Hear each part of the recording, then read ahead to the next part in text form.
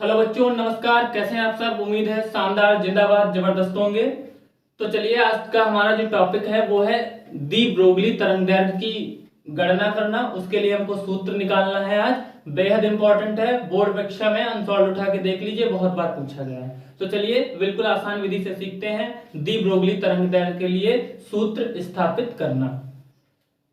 आप जानते हैं कि प्रकाश को दो रूपों में माना जा सकता है।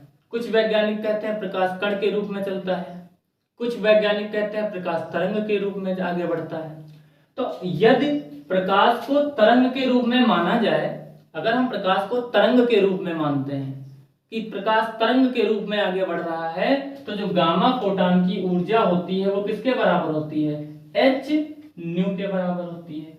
इसको हम मान लेते हैं समीकरण नंबर 1। अगर हम प्रकाश को तरंग के रूप में मानेंगे तो गामा फोटॉन की ऊर्जा किसके बराबर होगी? h न्यू के बराबर होगी। उसके बाद यदि प्रकाश को कण के रूप में माना जाए, कण के रूप में माना जाए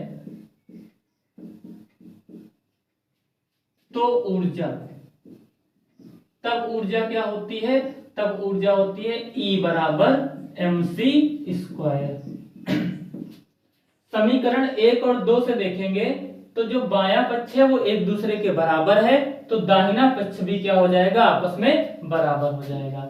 यानी हम चाहें तो लिख सकते हैं h न्यू बराबर में किसके?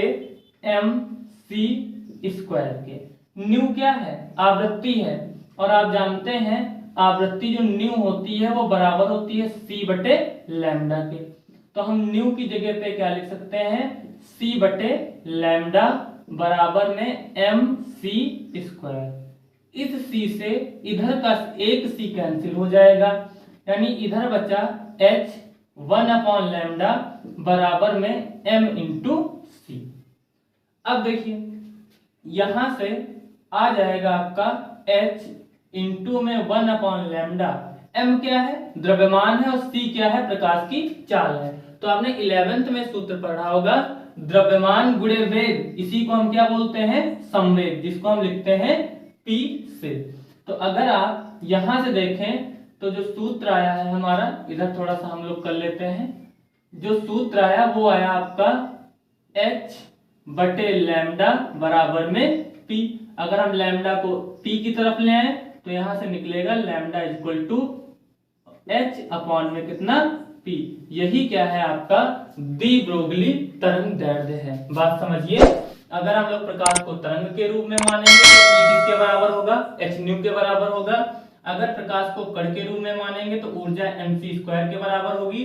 समीकरण 1 से 2 से देखेंगे तो h न्यू किसके बराबर है? mc² के बराबर है।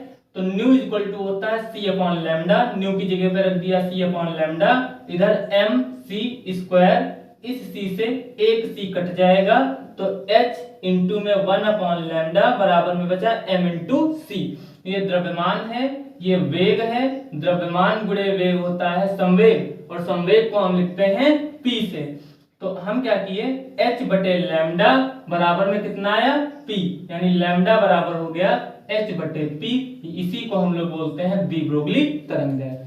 तो वीडियो अच्छी लगी हो तो लाइक कीजिएगा, और चैनल को सब्सक्राइब करना मत भूलिए, क्योंकि बोर्ड परीक्षा से संबंधित फिजिक्स, केमिस्ट्री, मैथ के सभी इंपॉर्टेंट क्वेश्चन आपको इसी चैनल पर जो है मिलेंगे। पीडीएफ नोट्स लेने के लिए नीचे दिए गए नंबरों पे अपना नाम और स्कूल का नाम लिखकर व्हाट्सएप करें। मिलते हैं नए वीडियो में, तब तक के लिए आप सभी का धन्यवाद।